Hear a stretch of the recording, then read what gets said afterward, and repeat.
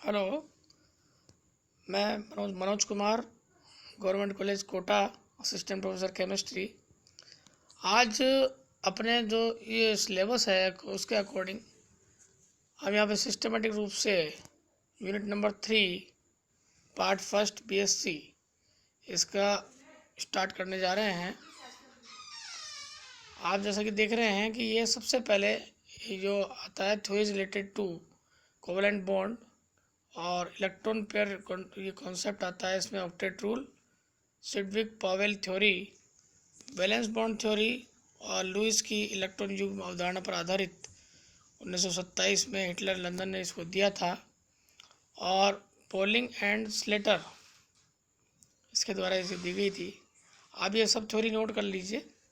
सबसे पहले लिखें आप electron pair concept 1916।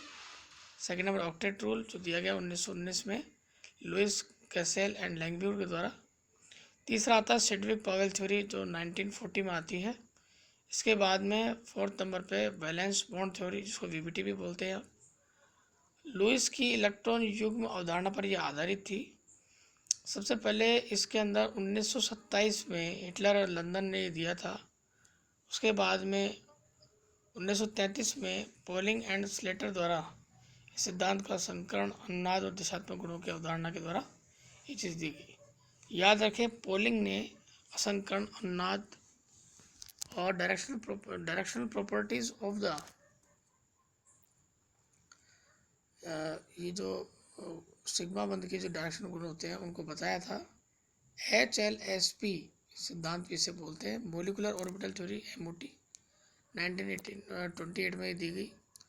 Hund and Mulliken के द्वारा दी गई। अब ध्यान रखें कि ये सभी जो चीज़ें हैं आपके, इनके बाद में आपकी जो आती है ये आपका आता है सह संयोजक यौगिक क्या होते हैं। सह संयोजक यौगिक जो होते हैं आपके, इनकी क्या प्रॉपर्टीज़ होती है। सह संयोजक यौगिक जो होते हैं आपके कैसे बनते हैं और ये होता है। तो आप परिभाषा लिखिए पहले। सबसे पहले तो कोवेलेंट बॉन्ड की किन्हीं दो परमाणुओं के मध्य, दो परमाणु ले लिया अपन ने। ये ले लिया क्या, दोनों के मध्य साझे के इलेक्ट्रॉन का वह जोड़ा जिस पर दोनों परमाणुओं का समान अधिकार होता है, अर्थात जिनके द्वारा दोनों परमाणु परस्पर बंधे हुए हों, एक कोवेलेंट बॉन्ड कहलाता है। ध्यान रखें, सह संयोजक या कोवेलेंट बॉन्ड को एक डैश के द्वारा, लाइन के द्वारा दर्शाया जाता है। ये लैंगम्यूर ने, ध्यान रखें इसमें बंध का जो नाम दिया, सह संयोजक जो बंध है, कोवेलेंट बॉन्ड है, इसका जो नामकरण किया वो लैंगम्यूर ने किया था। G.N. लुईस के द्वारा एक इलेक्ट्रॉन युग्म इसमें भाग लेता है, यह बताया गया। और तीसरा केकुले के द्वारा यह बताया गया कि एक छोटी सी रेखा से इसे व्यक्त किया जाता है, जो ये बताता है कि इन दोनों के बीच में आपका सह संयोजक बंध है। और इसकी जो परिभाषा आती है वो आती है, दो विद्युत ऋणात्मक या अधातु परमाणु के मध्य इलेक्ट्रॉन युग्म के साझे से सह संयोजक बंध बनता है। ये इलेक्ट्रॉन दोनों परमाणुओं के द्वारा समान संख्या में दिए जाते हैं और सबसे इम्पोर्टेंट बात, इन दोनों पर अधिकार भी इनका समान रूप से होता है। अर्थात नॉन मेटल आपस में साझा करते हैं इलेक्ट्रॉन का और कोवेलेंट कंपाउंड जो इनका बन जाता है। 100% शुद्ध सह संयोजक वो होता है जिसमें दो समान विद्युत ऋणता वाले अधातु परमाणु के मध्य इलेक्ट्रॉन का साझा होता है। जैसे कि इस पन्ने पर मैंने बहुत सारे एग्जाम्पल लिखे हैं इसके। H2O2 F2 Cl2 N2 I2 CH4 C6 या बेंजीन, आपका एल्केन्स जितने भी आते हैं ये, इसमें भी 0 से लेकर 0.4 का EN डिफरेंस आता है, इलेक्ट्रॉन नेगेटिविटी का डिफरेंस आता है। तो वो लगभग क्या समान विद्युतता वाले माने जाते हैं। इससे ज़्यादा 0.4 से ज़्यादा विद्युतता में अंतर नहीं आना चाहिए। कोवेलेंट बॉन्ड जो कंपाउंड होते हैं वो क्या कहलाते हैं, नॉन पोलर और polar covalent bond. Non polar और पोलर, नॉन पोलर जैसे उसमें दिख रहा है, साफ दिख रहा है कि नॉन पोलर वो होंगे जिसकी जो इलेक्ट्रोनेगेटिविटी, भाई जहाँ सीधी सीधी बात है, विद्युत ऋणता वाले लेते हैं दोनों ही। अब विद्युत ऋणता के अंदर की अपन ने यदि बहुत कम अगर माइनर डिफरेंस अगर इसका आता है तो उसे हम लगभग लगभग क्या बोलते हैं, उसके हम बोलते हैं नॉन पोलर कोवेलेंट बॉन्ड जैसे फॉर्मेशन होता है। और पोलर कोवेलेंट बॉन्ड वो होता है जिसकी ई एन डिफरेंस 0.4 से 1.5 तक डिफरेंस में देता है। HF, HCl, NH3, H2। सबसे अधिक विद्युत ऋणता किसकी पाई जाती है? फ्लोरीन की। ठीक है, F या फ्लोरीन की पाई जाती है 4.0। ठीक है, और अब ये आता है theories related to covalent bond. हम ये कौन कौन सी थ्योरी है जो कि कोवेलेंट बॉन्ड को ये बताती है कोवेलेंट बॉन्ड कैसे बनता है। तो थ्योरी देखिए, फर्स्ट जो आप थ्योरी लिखो इसको, 1916 में G.N. लुइस के द्वारा ये दी गई थी। और सबसे इम्पोर्टेंट बात ये थी इसकी, फर्स्ट है इलेक्ट्रॉन पेयर कॉन्सेप्ट, इलेक्ट्रॉन युग्म सिद्धांत जो आपका आता है। दो अधातु परमाणु के मध्य दो इलेक्ट्रॉन या वन इलेक्ट्रॉन युग्म के साझे से एकल सहसंयोजक बंध जो है बनता है। ध्यान रखें, अगर बॉन्ड के दो बॉन्ड हैं तो उसमें 1 2 अर्थात चार इलेक्ट्रॉन का साझा हो रहा है। एक अगर आपका डैश है तो उसमें आपके 2 इलेक्ट्रॉन का साझा हो रहा है, तो एक बंद के हिसाब से 2 इलेक्ट्रॉन का साझा माना जाता है। बताइए 3 अगर बंद अगर बीच में आ रहे हैं तो इसमें कितने इलेक्ट्रॉन का साझा है? हाँ सही कहा आपने, 6 का। ठीक है, अब आप सोच रहे होंगे मैंने आपकी बात कैसे पकड़ ली। मुझे पता है इतने होशियार आप हैं कि आप ये बताते हैं। थ्योरीज रिलेटेड टू दूसरा आता है, theory related to electron to covalent bond. अब इसमें एक चीज़ और रह गई है अपनी, वो ये आता है कि आप ये हमेशा ध्यान रखना है कि किसी भी जो इसके मध्य मैक्सिमम से मैक्सिमम क्या तीन बंद ही जुड़ सकते हैं, अर्थात 6 इलेक्ट्रॉन का साझा हो सकता है। अब आता है दोनों के अंदर जो आपके डिफरेंस आते हैं, ये आपका आता है ऑक्टेट रूल। लुइस जो आपको बताता है, लुइस ने बताया ऑक्टेट रूल दिया। उत्कृष्ट गैसों के समान अन्य धातु परमाणु की इलेक्ट्रॉन का साझा करके अपने भारतम कोश में 8 इलेक्ट्रॉन पूरा करते हैं। तो इसमें क्या रहता है कि जो भारतम कोश है, जैसे इसमें देखो आप क्लोरीन में देखो, दोनों क्लोरीन के मध्य एक एक इलेक्ट्रॉन साझा हुआ तो ये बंद बन गया सब। इसमें 1 2 3 4 5 6, इसमें 1 2 3 4 5 6, अर्थात पूरे जो इसमें होते हैं 7 इलेक्ट्रॉन एक क्लोरीन के पास होते हैं, जिसमें से एक एक से तो इन्होंने क्या क्या साझा कर लिया, बाकी 6 इनके पास है। 3 लोन पेयर जो है ये इनके रहते हैं, ये भाग नहीं लेता, it they are not taking part in the bond formation in between them. और ये देखिए आप, ये कार्बन ऑक्सीजन के मध्य जो ये आपका देखा CO2, तो CO2 के अंदर भी ये देखा जाएगा कि CO2 जो है, CO2 ये इलेक्ट्रॉन न्यून माना जाता है। लुइस अम्ल में इसकी गिनती आती है क्योंकि इसके अंदर अष्टक कंप्लीट नहीं होता, इलेक्ट्रॉन न्यून यौगिक आता है। BCl2, BCl3, PCl5, SF6, IF7 हो गया, NO2, NO3। देखिए इसमें खाली अगर आप एक चीज़ ध्यान रखना कि अपवाद तो आते हैं, BCl3, BCl3, लेकिन ये अब ये किसके अपवाद है? ये अपवाद है लुइस अम्लों के। कुछ में अष्टक इलेक्ट्रॉन के अष्टक का प्रसार भी हो जाता है, जैसे PCl5, SF6, IF7। तीसरा आता है सेडविक पावेल थ्योरी। इलेक्ट्रॉन युग्मों की संख्या और बंधों की संख्या से shape of molecule and bond angle का पता लगाया जाता है। ध्यान रखें, general character of covalent compound की क्या था? फिजिकल स्टेट का सामान्यता है कि नॉन पोलर होते हैं, अणुओं के मध्य दुर्बल आकर्षण वांडरवाल वीक अट्रैक्शन फोर्सेस के द्वारा ये जुड़े होते हैं, और गैसीय द्रव और नरम तीनों चीज़ों में पाए जाते हैं के रूप में। और अब आता मेल्टिंग पॉइंट MP और बॉइलिंग पॉइंट BP। हाइड्रोजन बंध, वांडरवाल अट्रैक्शन फोर्स, विद्युत वाहक बल, विद्युत आकर्षण बल, इन सभी को तोड़ने में कम ऊर्जा लगती है, अतः क्या होता है MP व BP सामान्यता क्या इनके कम होते हैं। भाई दो ही अपवाद हैं इनके, एक तो हीरा और ग्रेफाइट, दोनों की है क्या MP और BP क्या ज़्यादा होता है। वेलोसिटी जो होती है बहुत ही वाष्पशील होते हैं ये, और सोल्यूबिलिटी की अगर बात करते हैं तो क्या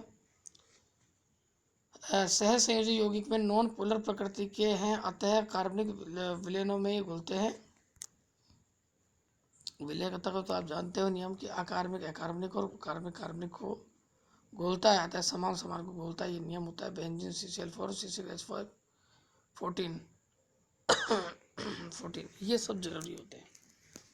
अब इसके बाद में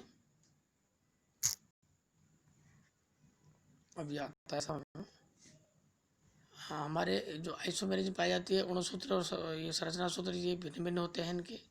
इन स्पेस परमाणु कई प्रकार से जुड़ सकते हैं, अतः समावेता का गुण भी इनमें पाया जाता है। केमिकल रिएक्शन धीमी गति से होती है, इनके बंध टूटेंगे फिर जुड़ेंगे। क्रिस्टल स्ट्रक्चर अगर होती है इनकी तो क्या होता है, क्रिस्टल स्ट्रक्चर हम देखते हैं हीरा ALN SiO2 और SiC, ये चारों क्या होते हैं बहुत कठोर पाते हैं। एल्यूमिनियम नाइट्राइड ALN का नाम है SiO2 सिलिकॉन डाइऑक्साइड, और ऐसे कार्बोरेंडम इसको बोलते हैं सिलिकॉन कार्बो, ठीक है SiC कार्बोरेंडम। सबसे पहले इनकी जटिल अधिक जो संरचना होती है, प्रत्येक परमाणु अन्य परमाणु से प्रबल एकल सहसंयोजक बंधों से जुड़ा रहता है। परमाणु की त्रिविमीय व्यवस्था होती है, ये बहुत कठोर पदार्थ होते हैं, मेल्टिंग पॉइंट हाई होते हैं, उच्च होते हैं। हीरा और ग्रेफाइट, ये आपका बहुत मेन क्वेश्चन आता है। देखिए हीरा जो होता है दोनों ही कार्बन के अपर रूप है, पहली बात तो। अब ये आता है इसका टेट्राहेड्रल स्ट्रक्चर आता है, जबकि इसके अंदर कौन सा आता है इसका, ये डायमैग्नेटिक है। इसका जो sp2 संख्या पाया जाता है ट्राइगोनल पिरामिड संरचना पाई जाती है। और विद्युत एवं ऊष्मा दोनों की कुचालक होता है हीरा, जबकि ये सुचालक होता है आपका ग्रेफाइट। पेंसिल में देखिए बीच में, पेंसिल के बीच में आपका वो जो जिससे वो चलती है वो क्या कहलाता है बेटा, ग्रेफाइट कहलाता है। और प्राकृतिक रूप से सर्वाधिक कठोर एवं कई यौगिक नहीं बनाता कौन, हीरा, अर्थात ये न्यूट्रल टाइप का होता है। इसकी वेलोसिटी बहुत कम, वेलोसिटी क्या बोलते हैं वो, V का मतलब होता है आयतन से है, आयतन जो इसका कम होता है, और जो D है जो इसका घनत्व है वो ज़्यादा होता है। तुलनात्मक ग्रेफाइट को काला लेड या प्लम्बेगो भी कहते हैं। ये एक से फ्री होती है, इसकी ग्रेफाइट एक बड़ा होता है और इसकी पोल संरचना होती है, इसका आयतन अधिक व इसकी डेंसिटी कम होती है। अब आता है इसकी स्ट्रक्चर की बात आती है। स्ट्रक्चर अगर देखें तो ये ग्रेफाइट की संरचना होती है sp3 या टेट्राहेड्रल, इसकी स्ट्रक्चर पाई जाती है, लुब्रिकेंट के रूप में यूज़ होता है। निर्वात में ये हीरा जो होता है ये 1000 डिग्री सेंटीग्रेड के ऊपर जब गर्म करते हैं तो ग्रेफाइट में कन्वर्ट हो सकता है। मेल्टिंग पॉइंट होता है इसका 3300 डिग्री सेंटीग्रेड। अब आता है आपका दो परतों के मध्य इसके किसकी, ग्रेफाइट की।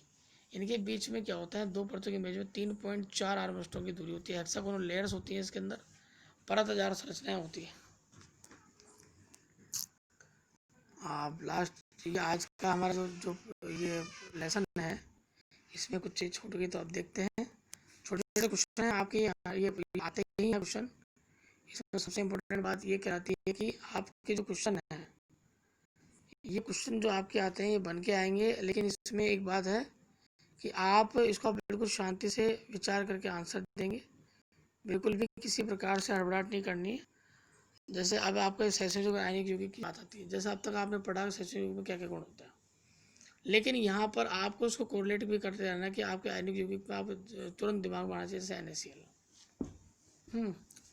यहाँ पर आपके सहसंयोजक यौगिक जो प्रवृत्ति आती है जैसे HCl।